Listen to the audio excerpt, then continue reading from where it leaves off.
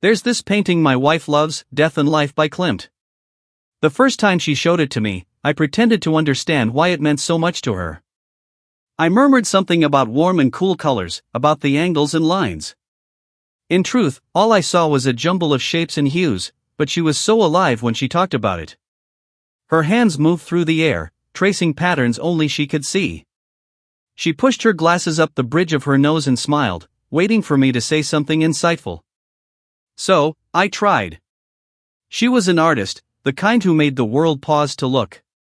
Our first dates were spent in museums, drifting through halls of paintings I couldn't name.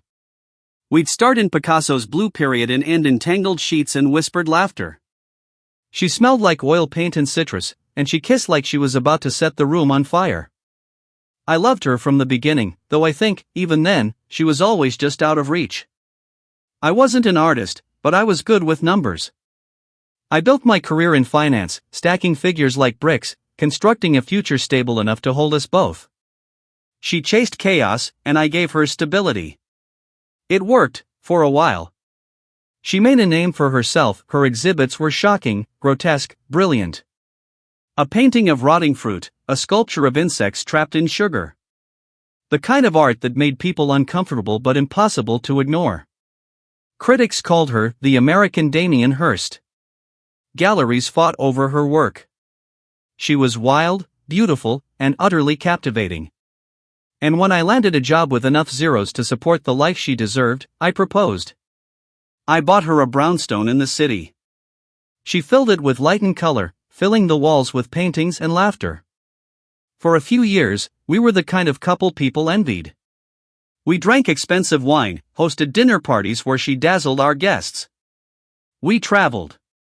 We lived. But happiness, I've learned, is a fragile thing. It started small. The shower curtain, for example.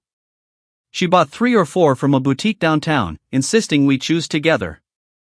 We picked a pale blue one, delicate, too expensive for a bathroom. But we could afford it, and it made her happy. A few weeks later, I realized she never hung it. Instead, I found it in her studio, cut to ribbons, dyed into something unrecognizable. I didn't say anything. Artists repurpose things, right? Then came the silence. Follow for part 2.